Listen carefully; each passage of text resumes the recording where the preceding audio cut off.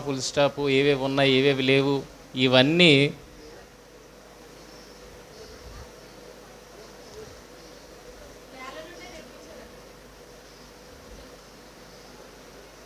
ఆలోచిస్తారా?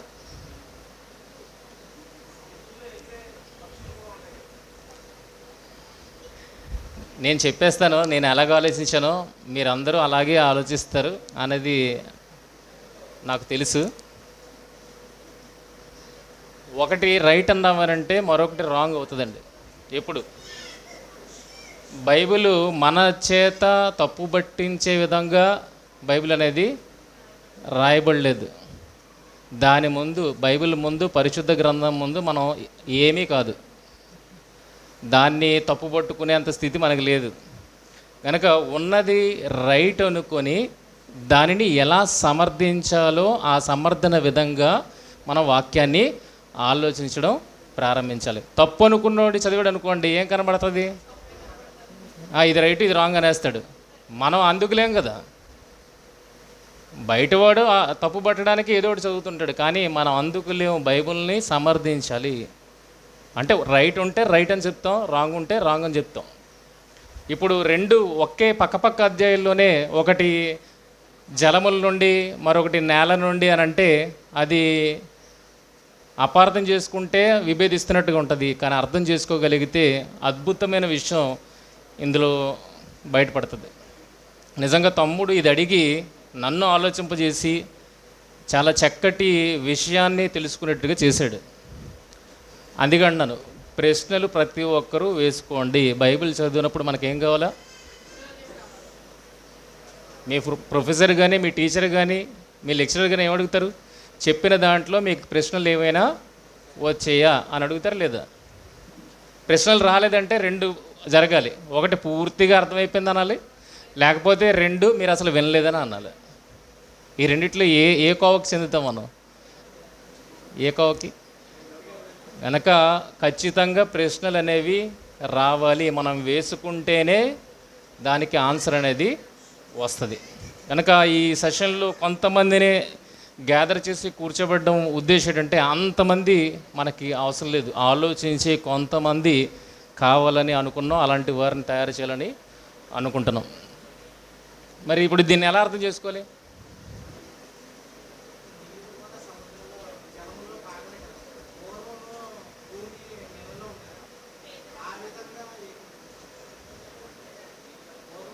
ఇంకా ఎవరో ఇక్కడ మాట్లాడారు, ఎవరు చెప్పండి. నీళ్లలో నుండి వచ్చిందనా? ఓకే, వచ్చింది. కానీ మనం ఎక్కడ ఆలోచించాలి? పేతురు వరకు వెళ్ళిపోయారు. ఆది కాండం దగ్గర ఆలోచిస్తేనే మనకు సమాధానం వచ్చేస్తుంది. ఈ రెండు అధ్యాయాల్ని కరెక్ట్గా మీరు చదివితే మీకే ఆన్సరు వస్తుంది.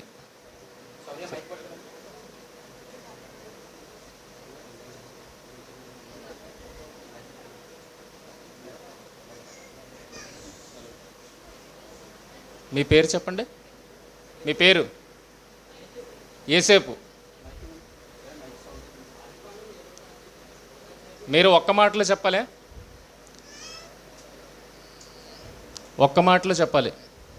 ఇది త్వరగా కంప్లీట్ చేసుకోగలిగితే మళ్ళీ ఇంకోటి ఉంది, అది కంప్లీట్ చేసుకుంటే మధ్యాహ్నం మనం అసలు దాంట్లోకి వెళ్తాం. మీకు ఇంట్రెస్ట్ జనరేట్ చేయడానికి ఇది మీకు చూపిస్తున్నాను. ఆదికాండము 1:20 దేవుడు జలములో వాటి జాతి ప్రకారము జలములను సమృద్ధిగా పుట్టించిన మహామత్స్యములను అక్కడ కామ ఉందండి. కామ ఉన్న తర్వాత జీవము కలిగి ఫలించు వాటినన్నిటిని దాని జాతి ప్రకారము రెక్కల గల ప్రతి పక్షిని సూచించాను. మీరు చెప్పాలనుకుని చెప్పండి. అదే అంటే అక్కడ కామ పెట్టాడు కదండి. కామ పెట్టింది జలములలో మృత్యములు అంటే చేపలు. తర్వాత నెక్స్ట్ వచ్చింది భూమి మీద వచ్చిన పక్షులని 2:19 ఉంది కదండి. అది కరెక్ట్ అండి. ఇక్కడ కూడా మన పొరపాటు పడిందంటే కామ తీయకుండా చదివేస్తే పక్షులు కూడా జలములో వచ్చినట్టు మనకు అనిపిస్తుంది, కానీ కాదు. యాక్చువల్గా చెప్పాలంటే పక్షులు కూడా భూమి మీద నుంచి దేవుడు చేశాడండి. 2:19 మనకు క్లారిటీగా కనిపిస్తుంది. అదే నా ఆన్సర్ అండి. చెప్పండి. ఇటుపక్క మైకు సౌర్య. మొదటి అధ్యాయం 20 వచనంలో కూడా సేమ్ అదే వివరణ ఉందన్నయ్య. అంటే జీవము గల జలములు సమృద్ధిగా పుట్టించిననియు పక్షులు భూమిపైన ఆకాశం మీద ఎగురిననియు ఇక్కడ క్లియర్గానే ఉందని. ఏమని ఏమని మీరేం చెప్తా అనుకున్నారు? పక్షులు భూమిపైన ఎగురుతున్నాయంటే భూమి నుంచి వచ్చేసి మనం 2వ అధ్యాయం 19 వచనానికి అంటే 2వ అధ్యాయం 19 వచనానికి ఒక మైకే ఉంచు. సారీ, ఒక మైకే ఉంచండి. ఒక మైక్ తెచ్చి. హలో అంటే మొదటి అధ్యాయం 20 వచనంలో పక్షులు భూమిపైన ఆకాశ విశాలం మీద ఎగురుననియు అనేసి ఇక్కడ ఈ వచనానికి నేను ఒక ప్రశ్న వేస్తాను, మీరు చెప్పారు కదా. చెప్పండి. మరి అప్పుడు జలముల దగ్గర దీన్ని ఎందుకు పెట్టాడు? అంటే భూమి దగ్గర భూజంతువులు పెట్టాడు, ప్రాకు జీవులు అని పెట్టాడు. అసలు మరి అక్కడే పక్షులను పెట్టచ్చు కదా, ఎందుకు జలముల దగ్గర ప్రత్యేకంగా దీన్ని తీసుకుని వచ్చాడు? అల్టిమేట్గా జీవాన్ని అంతటికీ కూడా ప్రారంభం జలముల నుంచి వస్తుందని. ఓకే, మీరు చెప్పాలనుకుంటే చెప్పారు కదా. ఓకే, సిస్టర్ చెప్తారు.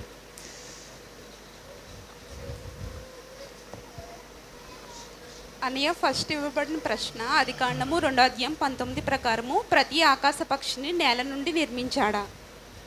దానికి జవాబు ప్రతి ఆకాశ పక్షిని. దానికి జవాబు అయితే ఆదికాండము 2వ అధ్యాయము 19వ వచనము. ఇక్కడ ప్రతి ఆకాశ పక్షిని నేల నుండి నిర్మించి.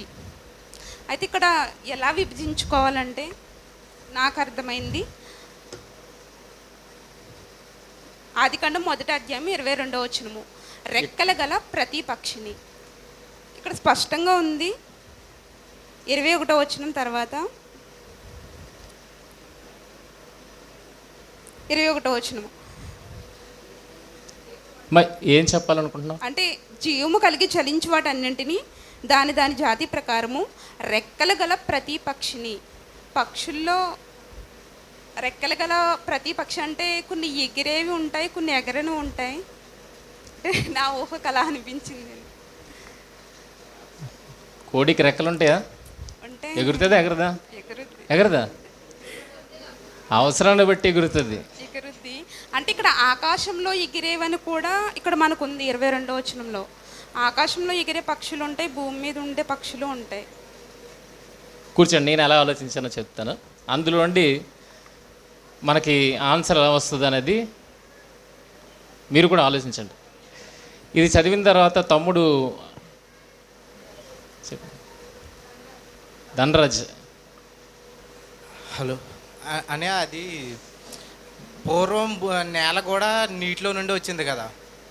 అంటే ఇప్పుడు 2 సందర్భాలు రైటే. అది ఎలాగంటే దేవుడు ముందు దాన్ని చేయటానికి నేల కావాలి, అలాగే నీరు కావాలి.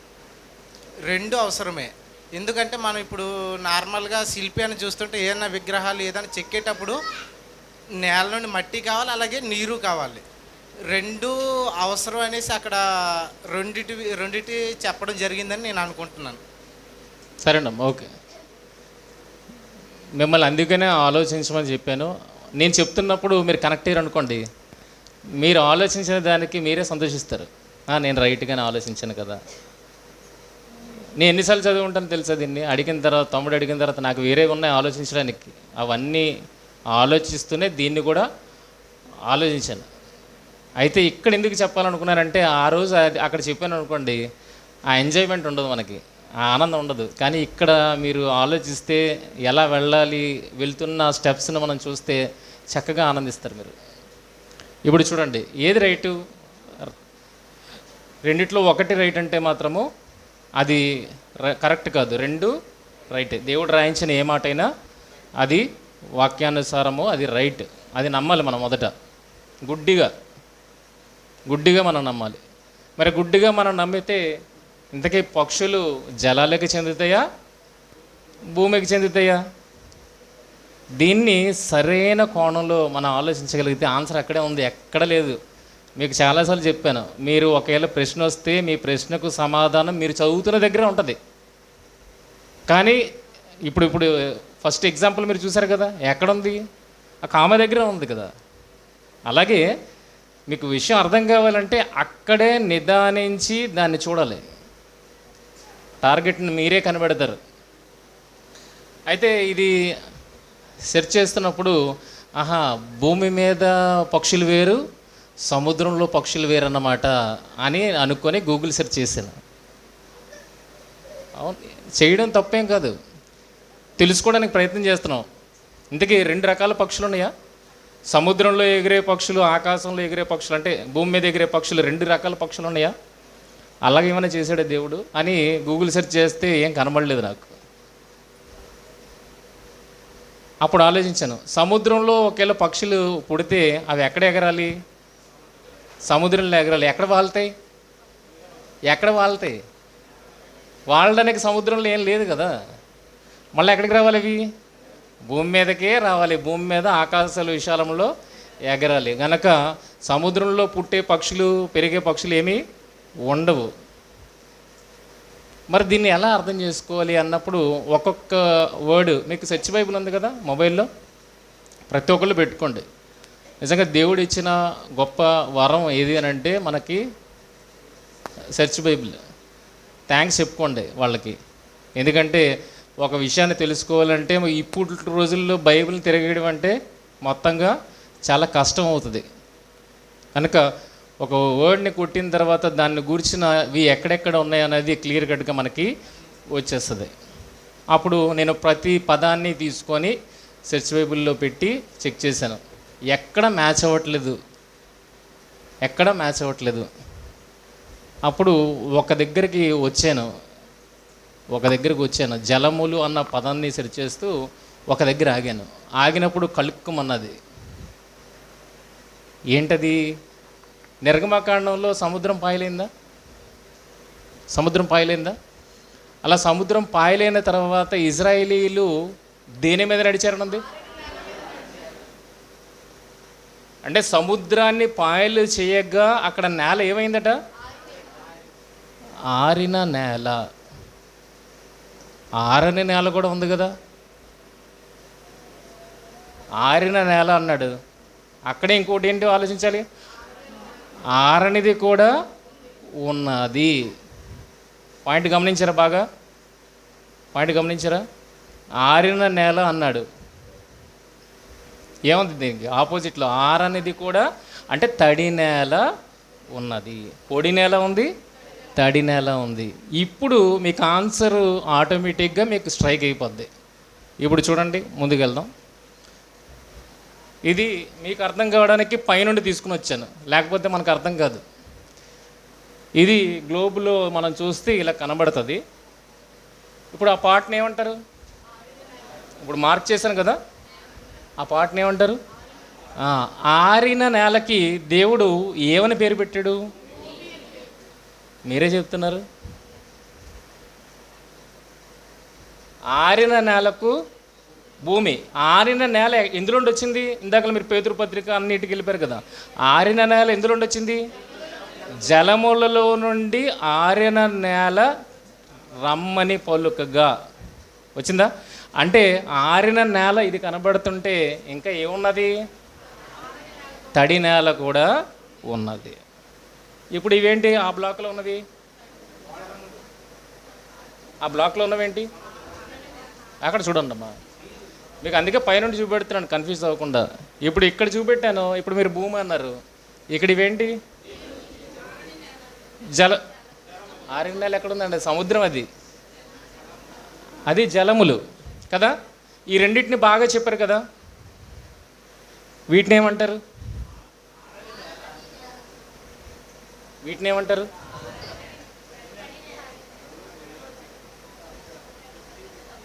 అర్థమవుతుందా? ఇందాక చూపెట్టిన దానికి ఇప్పటికి తేడా. ఇది ఆరిన నేల, భూమి అని డిఫైన్ చేసాడు దేవుడే. ఇది జలములు అని డిఫైన్ చేసాడు దేవుడే. ఈ పాటలను ఏమంటారు?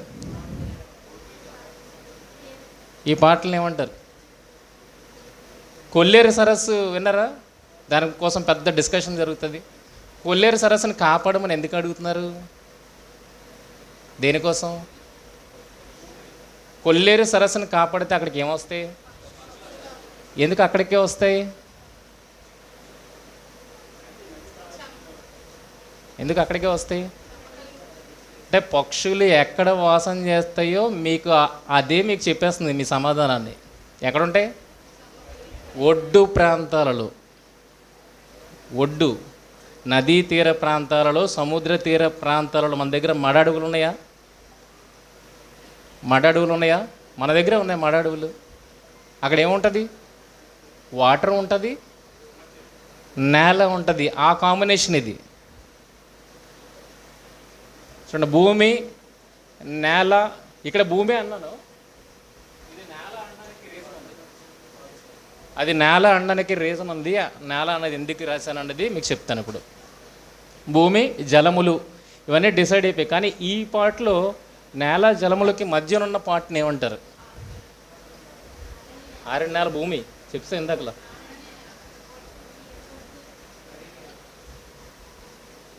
ఇప్పుడు మీకు అర్థమైందా? సమాధానం దగ్గరికి వస్తున్నారా మీరు? సమాధానం దగ్గరికి వస్తున్నారా? ఒకటి భూమి అయిపోయింది, ఒకటి జలములు అయిపోయి, మధ్య భాగంలో ఏమున్నాయి? జలములే ఉన్నాయని చెప్పలేరు, నేలే ఉందని చెప్పలేరు. రెండు కాంబినేషన్ ఉంది. అక్కడ ఏమున్నది? నేల ఉంది, జలములు ఉన్నాయి. ఇప్పుడు ఏ నేలను గురించి మాట్లాడుతున్నాడు? ఏ నేలను గురించి మాట్లాడుతున్నాడు? ఆరని తడి నేలను గురించి మాట్లాడుతున్నాడు. చూడండి, పొడి నేలను నడిచిరి.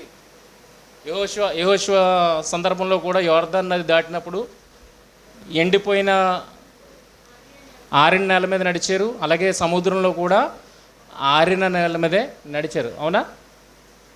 చూడండి, యోర్దాను దాటినప్పుడు కానీ సముద్రం దాటినప్పుడు కానీ వాళ్ళు ఆరిన నేల మీద నడిచారు.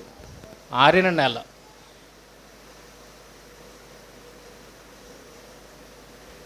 ఆరిన నేల, పొడి నేల కదా.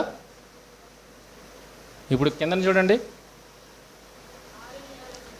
ఆరిన నేల ఏమొచ్చి భూమి అని దేవుడే పేరు పెట్టాడు. నేల అని ఎక్కడైతే వదిలేసాడో అది మీరు ఏమి అర్థం చేసుకోవాలి? అక్కడ తడి నేల అని అర్థం చేసుకోవాలి. ఇప్పుడు మీకు ఒక నెంబర్ ఇచ్చాను, 53 అనే నెంబర్ ఇచ్చాను అనుకోండి, అది పాజిటివ్ అనుకుంటారా, నెగిటివ్ అనుకుంటారా? నెగిటివ్ అయితేనే నెగిటివ్ మెన్షన్ చేస్తాం, లేకపోతే పాజిటివ్ మెన్షన్ చేయాల్సిన అవసరం లేదు. ఇప్పుడు భూమి అనగానే అది ఏమి నేల అని అర్థమైపోతుంది మనకి? ఆరిన నేల అని అర్థమైపోతుంది. కానీ నేల అన్నాడంటే దాని అర్థం ఏంటి? అది తడి నేల. అక్కడ ఏమున్నాయి? వాటర్స్ ఉన్నాయి, భూమి కూడా అది ఆరిన నేల కూడా ఉన్నది, అంటే తడిచిన నేల. ఇప్పుడు ఎక్కడ పుట్టే పక్షులు? చూడండి, ఇది సెర్చ్ చేసిన తర్వాత నాకు కనబడింది. దీనికి ఒక డే ఉందంట. ఏ డే అంటే మడ అడవుల పరిరక్షణ, కొల్లేరు సరస్సుల పరిరక్షణ, దానికోసం అన్నమాట ఇది. ఏ ల్యాండ్స్? వెట్లాండ్స్ని కాపాడమంటున్నారు. దేనికి నివాసం ఇది? పక్షులకు. పక్షులకు. ఇప్పుడు ఇది చూడండి, మీకు అర్థమవుతుంది. బర్డ్స్ ఎక్కడున్నాయి చూడండి, ఎక్కడుండే? ఆరిన నేల మీద ఉన్నాయా? నీటిలో ఉన్నాయా? ఎక్కడున్నాయి? తడి నేల మీద. ఇప్పుడు దేవుడు మొదటి అధ్యాయంలో ఏం వాడాడు? జలముల దగ్గర వాడాడు. రెండో అధ్యాయంలో నేల అని వాడాడు. దీన్ని ఏం అర్థం చేసుకోవాలి? రెండిటి కాంబినేషన్లో ఉన్నది ప్రాంతము. అక్కడ ఏం పుడతాయి? బర్డ్స్ పుడతాయి. అక్కడి నుండే భూమి మీద ఆకాశ విశాలంలో ఎగురుతాయి. సముద్రంలో ఎక్కడో పుట్టి భూమి మీదకి రాగలుగుతాయా? కాదు కదా. అంటే భూమి మీదకి రాగలుగుతాయంటే ఎక్కడున్నాయి? జలాలకు చాలా దగ్గరలోనే ఉన్నాయి. ఆ ప్రాంతం ఏదవ్వాలి? తీర ప్రాంతాలు అవ్వాలి. ఎక్కడుంది ఆన్సరు? ఆన్సర్ ఎక్కడుందమ్మా? అక్కడే ఉంది, చిన్న కిటుకు. ఆరిన నేల రావాలన్నాడు. అంటే ఆల్రెడీ నేల ఉంది. ఎందులో ఉంది? తడిలో ఉంది. ఆ తడిలో నుండి ఆరినది రావాలనుకున్నాడు. ఆరిన నేల రావాలనుకున్నాడు. దానికి భూమి అని పేరు పెట్టాడు. అంటే మిగిలిన ప్రాంతం నేల ఉంది, అది ఎలా ఉంది? తడిగా ఉంది. అలాగే రెండో అధ్యాయం మీరు అంతా చదవండి. నేలను సేద్యపరచుటకు. నేలను సేద్యపరచుడు. ఏ నేలను సేద్యపరుస్తారు? వర్షం కోసం ఎందుకు ఎదురు చూస్తున్నారు? భూమి తడాలి, తడిచిన నేలనే దునగలుగుతారు. మీరు బాగా పెళ్ళలుగా అయిపోయింది, దునగలుగుతారా? లేదు, తడాలి. పదునెక్కాలి అంటారు, పదునెక్కాలి, దానిని దున్నాలి. కనుక నేల అనగానే అక్కడ మీరు ఏముందని అర్థం చేసుకోవాలి, అక్కడ జలాలు కూడా ఉన్నాయని అర్థం చేసుకోవాలి. కనుక ఇప్పుడు పక్షులు ఎక్కడి నుండి వచ్చి, భూమి నుండి రాలేదు, జలం నుండి రాలేదు, మరి ఎక్కడ, తడిచిన నేల దగ్గర నుండి వచ్చి అన్న విషయాన్ని అర్థం చేసుకోవాలి. ఇప్పుడు ఇలా ఆలోచించినప్పుడు రెండు మాటలు విభేదిస్తున్నాయా, సరిపోతున్నాయా? కనుక ఆన్సర్ తెలుసుకోవడానికి ఎక్కడికో పరుగులు తీయాల్సిన పని లేదు.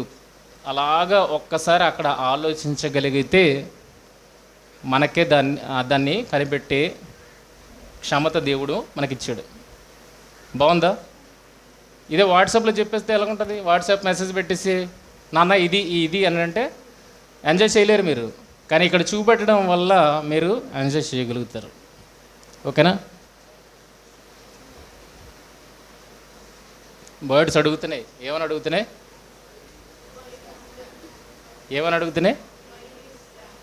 Help us transform this into this. అంటే మనుషులు ఎలా చేస్తారు? నీళ్లు లేకుండా చేస్తారు. దాన్ని ఎలా చేయమంటున్నారు? నీళ్లతో నిండిందిగా కొలనుగా చేయమంటున్నారు. కొలను దగ్గర ఏముంటాయి? పక్షులు ఉంటాయి. ఈవినింగ్ పూట వెళ్ళిపోతాయి కదా పక్షులు. ఎక్కడికి వెళ్ళిపోతాయి? ఆ ప్రాంతానికే వెళ్తాయి. భూమిని విడిచిపెట్టి వాటి నివాస ప్రాంతానికి వెళ్తాయి. మీరు అర్థం చేసుకోవడానికి ప్రయత్నం చేయండి. మీరు ఎప్పుడైనా కోరమండల్ ప్రాంతంలోకి వెళ్తే కనుక అక్కడ చెరువులు ఉంటాయి, వాటర్ ఉంటుంది. అక్కడ ఏమొస్తాయి? ఫారెన్ నుండి, అబ్రాడ్ నుండి బర్డ్స్ వస్తాయి. అక్కడికి స్పెషల్ బర్డ్స్ వస్తాయి. ఎందుకు అక్కడికే వస్తాయి? అక్కడ నేల ఉంటుంది, జలాలు ఉంటాయి. అంటే ఆహారం నీటిలో నుండి తీసుకుంటాయి, నివాసము ఒడ్డున నేల మీద ఉంటాయి. దీన్ని బట్టి మనం అర్థం చేసుకోవాలి. బాగుందా, బాగలేదా? ఇలాగ మీరు ఆలోచించాలి అన్నది మా తాపత్రయం. అందుకే ఈ సెషన్. ఇప్పుడు నెక్స్ట్ది కూడా ఆలోచిస్తే ఇంకా ఇంట్రెస్టింగ్గా ఉంటుంది. నెక్స్ట్ ప్రశ్న ఏంటి?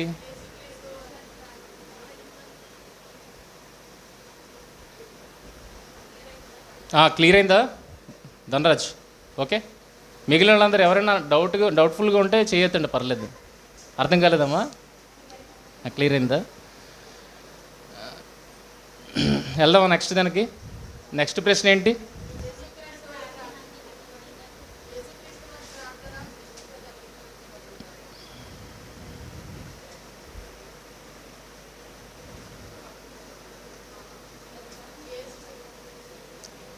మార్క్స్ వార్త 12:18 సద్దుకయ్యుల తెగ మనకు కనబడుతుంది. అలాగే అపోస్తలుల కార్యములు 23 కూడా సద్దుకయ్యుల తెగ మనకు కనబడుతుంది. సద్దుకయ్యులను మనకు కనబడుతున్నారు కదా. పరిసయ్యులు, సద్దుకయ్యులు. పరిసయ్యులు ఎవరు? పునరుద్ధానం ఉందని నమ్మేవారు. సద్దుకయ్యులు ఎవరు? పునరుద్ధానము లేదని చెప్పేవారు. అందుకే వీళ్ళు యేసుక్రీస్తు దగ్గరికి వచ్చి 7 భార్యలు ఉన్నారు, పరమందు ఎవరికి భర్త అవుతారు అనేది క్వశ్చన్ వేశారు. అప్పుడు మోషేను కూర్చిన పొదభాగాన్ని యేసుక్రీస్తు వారు వివరించారు. అది లాస్ట్ టైం అన్న క్లాస్లో వివరించారు. అంటే ఉన్నదాన్నే ఎలా ఆలోచింపజేయాలి అన్నది ఆ రోజు క్లాస్ యొక్క ముఖ్య ఉద్దేశం. అందులో నాకు స్ట్రైక్ అయింది ఇది ఏంటంటే, సద్దుకయ్యులు ఇక్కడ ఉన్నారు, అలాగే పౌలు డిస్కషన్లో కూడా ఎవరున్నారు? సద్దుకయ్యులు కనబడుతున్నారు. పరిసయ్యులు ఎప్పుడు కనబడుతూనే ఉంటారు మనకి. పరిసయ్యులు ఎప్పుడు కనబడుతుంటారు, ఎందుకంటే పౌలే పరిసయ్యుడు. పౌలు పరిసయ్యుల తెగకు చెందినవాడు కనుక పరిసయ్యుడు ఎప్పుడు కనబడుతూనే ఉంటాడు. కానీ సద్దుకయ్యులు మాత్రము ముందు కనబడ్డారు, తర్వాత కనబడ్డారు. కానీ సిలువ ఘట్టంలో వీళ్ళు కనబడ్డారా?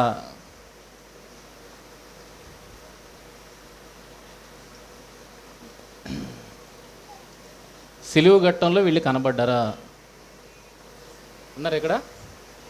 ఎవరున్నారు? కింద మీకు ఇచ్చాను చూడండి. ప్రధాన యాజకులు, శాస్త్రులు, ప్రజల పెద్దలు, దేవాలయపు అధిపతులు. సద్దుకయ్యులేరి?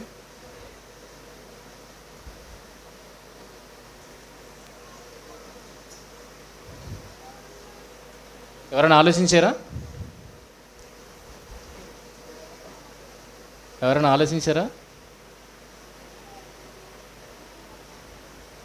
మరలా చెప్తున్నాను, ఆన్సర్ ఎక్కడో నెతకాల్సిన పని లేదు.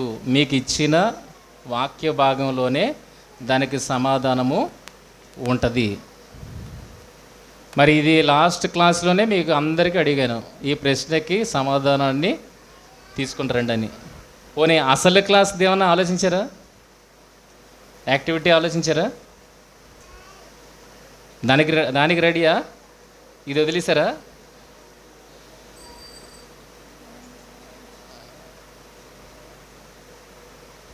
వద్దా? అయితే ఎవరికి ఇంట్రెస్ట్ లేదు, వద్దా? వదిలేద్దామా? వెనకాతలు ఉండే ఏం వాయిస్లు రావట్లేదు. నిజంగా బాగుంటుంది. ఎలా ఆలోచించాలి, మన మైండ్కి మంచి భోజనం లాంటిది. ఎలా ఆలోచించాలి అనేది మీరు పసిగడితే ఇది మంచి ఆహారం లాంటిది మైండ్కి. సర్దుకాయలు ఉన్నారా?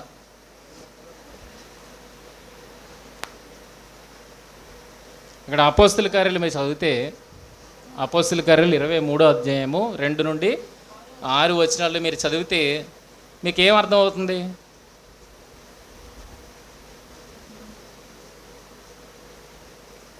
ఇది బాగా చదవండి. ఈ వచనాన్ని, అదే మీ ఈ వాక్య భాగాన్ని మీ బైబిల్లో బాగా చదవండి.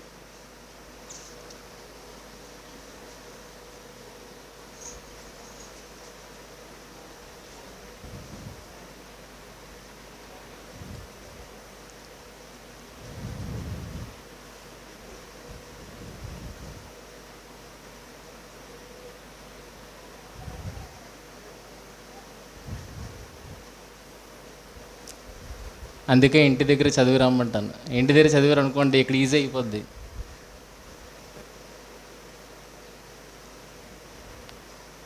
స్క్రీన్ మీద ఉంది, అదే చదవండి.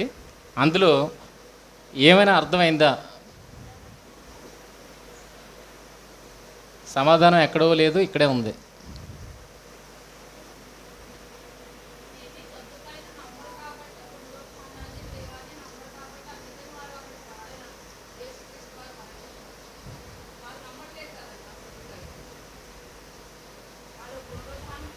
తీసుకెళ్తాను, అక్కడికి మిమ్మల్ని తీసుకెళ్తాను. అది కూడా ఆలోచింపజేస్తాను. ఇది ఆలోచిస్తే అది ఇంకా బాగుంటుంది. ఇక్కడ మీకు ఏమైనా విషయం అర్థమవుతుందా? ఏమర్థమైంది తమ్ముడు?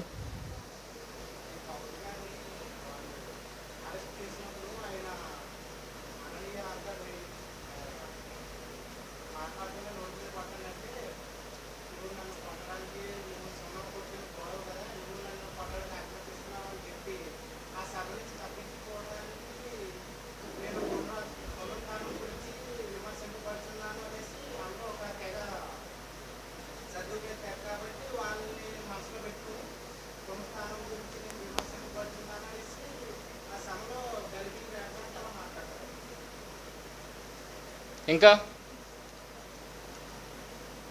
జాన్ చెప్పు. మైక్ శౌర్య.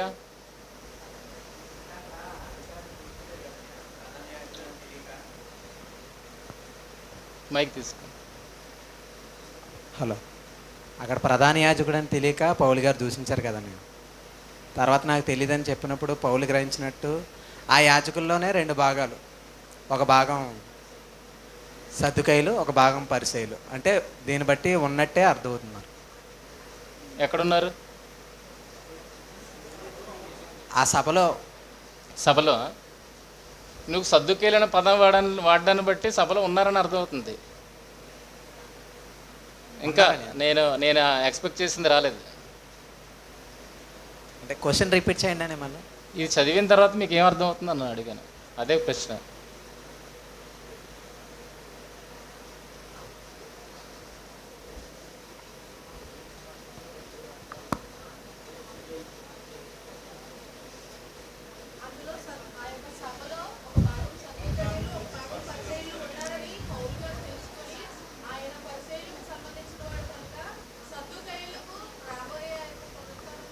అదంతా నెక్స్ట్ కథలోనే ఉంది, నెక్స్ట్ రచించిన దాంట్లోనే ఉంది.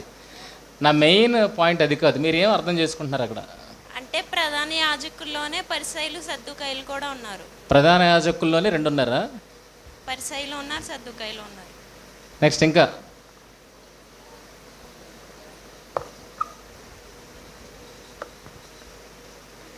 అని ఇక్కడ పౌలు గారు అంటున్నారు కదా. పౌలు గారు అంటున్నారు, నీవు ధర్మశాస్త్రము చొప్పున నన్ను విమర్శింప కూర్చుండి. ధర్మశాస్త్రం చొప్పున నన్ను విమర్శించాలి, కానీ నన్ను విమర్శించే విధానంలో ధర్మశాస్త్రానికి విరోధంగానే నువ్వు ఉన్నావన్నట్టుగా పౌలు గారు ప్రశ్నిస్తున్నారు అంటున్నారు. ఆన్సర్ ఏంటి?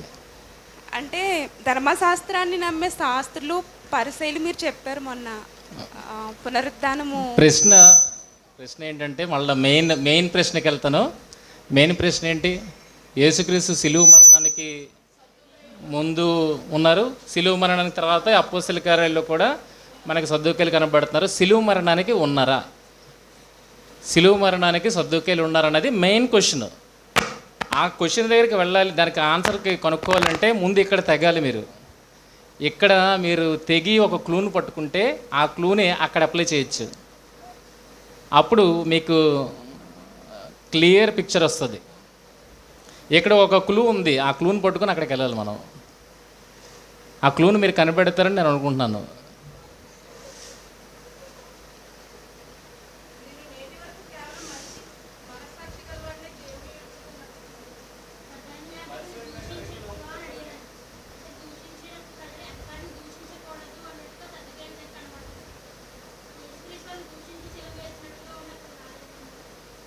చెప్పండి.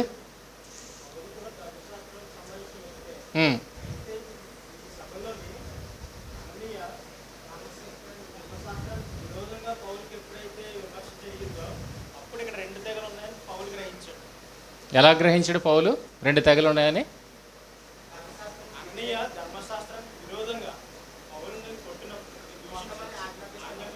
మీరు క్లియర్గా మళ్ళీ ఒకసారి చదవండి.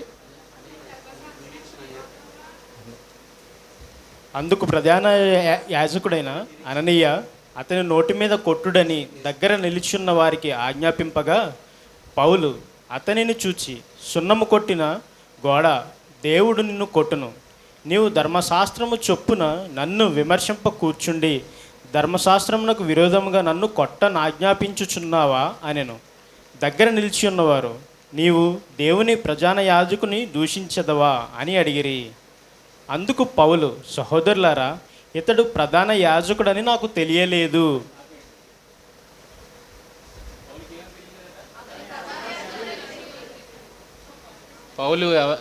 పౌలుకి ఏమని తెలియదు ఆయన? ఇప్పుడు ఏం తెలిసింది? ఇదే కనిపెట్టమంటున్నాను మిమ్మల్ని చదువుతూ. ఏదో ఎక్కడెక్కడికి వెళ్ళిపోతున్నాం, ధర్మశాస్త్రం అనేసి, పునరుద్ధానం అనేసి. ఇక్కడ ఏమున్నది? ప్రధాన యాజకుడని పౌలుకి తెలీదు, కానీ వీళ్ళు దేనికోసం విమర్శిస్తున్నారంటే ధర్మశాస్త్రానికి వ్యతిరేకంగా ఏదో చెప్పేశాడు, అందుకే ఈయన మీద కేసు బనాయించండి అన్నప్పుడు ధర్మశాస్త్ర ప్రకారం ప్రూవ్ చేయమని అంటున్నాడు. జనాలందరూ అందుకే కూడుకున్నారు. ఆ జనాలలో ఈయన ఉన్నాడని తెలీదు పౌలుకి. ఎవరు? ప్రధాన యాజకుడు కూడా ఉన్నాడన్న విషయం పౌలుకి తెలీదు. అయితే సహోదరులు ఏమన్నారు? పౌలు, సహోదరులారా, ఇతడు ప్రధాన యాజకుడని నాకు తెలియదు, నీ ప్రజల అధికారిని నిందింపవద్దు అని రాయబడి ఉన్నది అనను. ఇది క్లియర్గా ఆయనకు తెలియదు, నోటి మాట అనేసాడు, తర్వాత సారీ కూడా చెప్పాడు. ఓకేనా? ఇప్పుడు పౌలు గారికి లైట్ వెలిగింది. ఏం లైట్ వెలిగింది?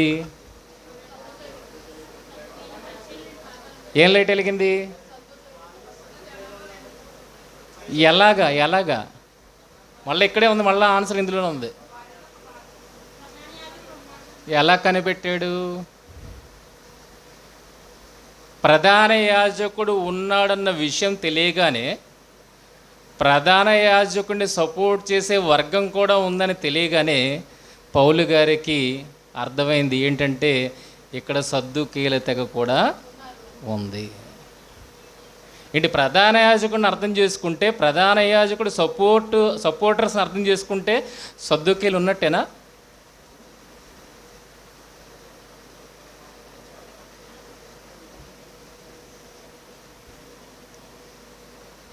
అర్థమవుతుందా?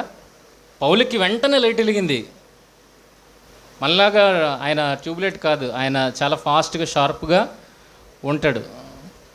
కనుక ప్రధాన యాజకుడు అని ఎప్పుడైతే ఈ సమాజం చూపెట్టిందో, ప్రధాన యాజకుడి సపోర్ట్లో వీళ్ళు ఉన్నారో అప్పుడు ఆయనకి అర్థమైపోయింది సద్దూకయ్యులు కూడా ఇక్కడ ఉన్నారు. సద్దూకయ్యులు కూడా ఇక్కడ ఉన్నారు. ఎందుకు సద్దూకయ్యులు ఎవరు?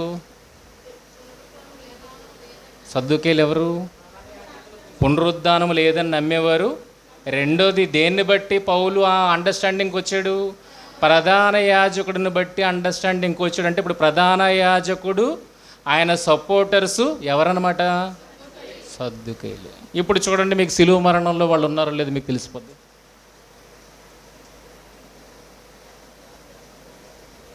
ఈ చదవండి క్లియర్గా. ఎక్కడ? మత్తయి సువార్త 27, 62, 64.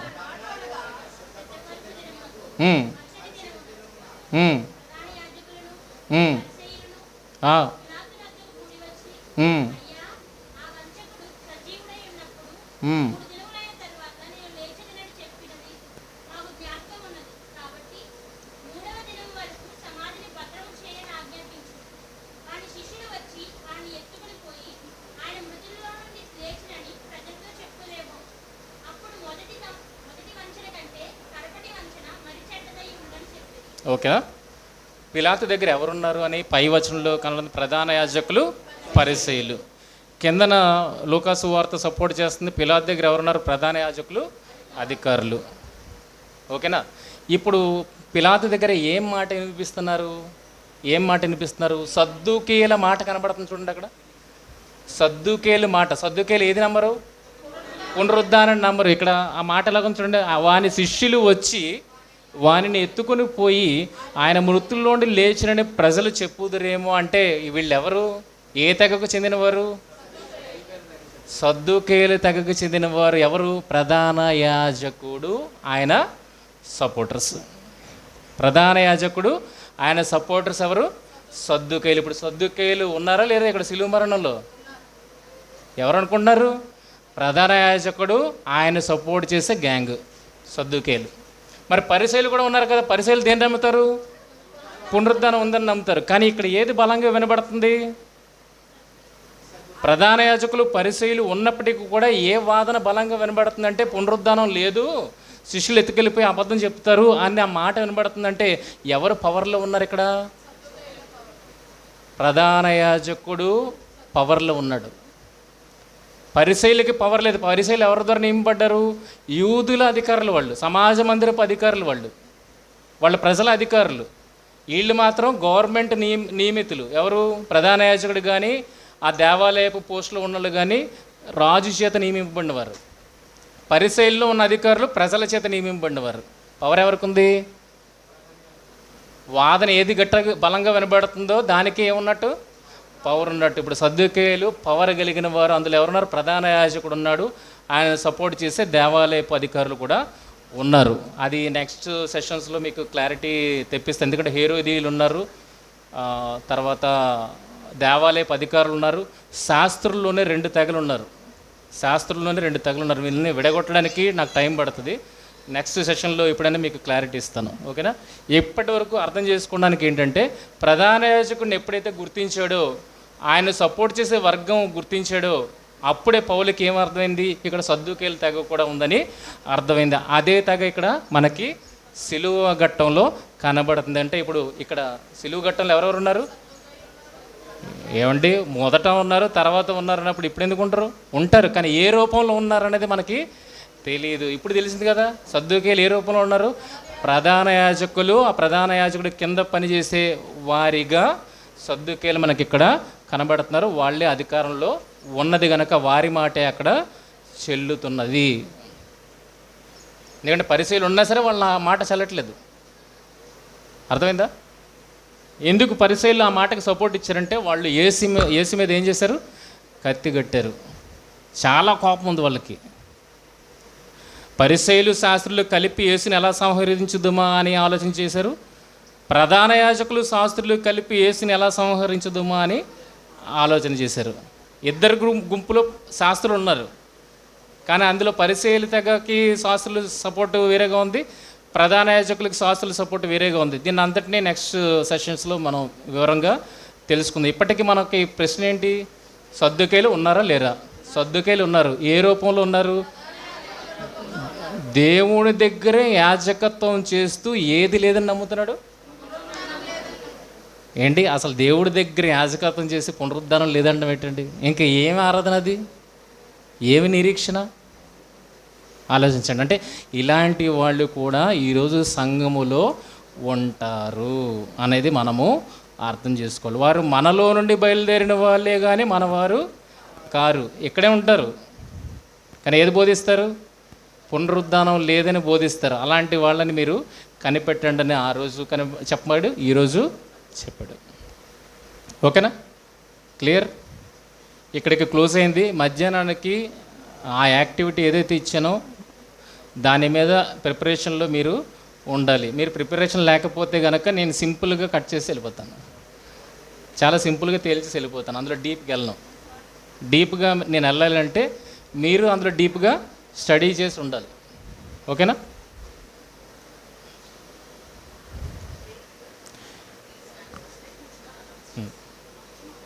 మధ్యాహ్నం కలుసుకుందాం.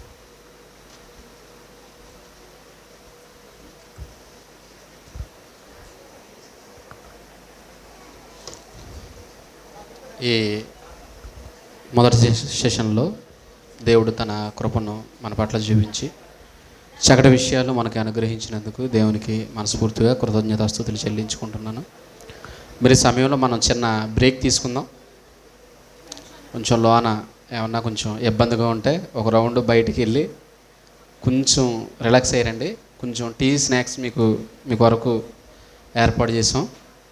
కాబట్టి టీ తీసుకున్న తర్వాత మరలా మనం ఈ బ్రేక్ని మరలా మనం కంటిన్యూ అవుదాం.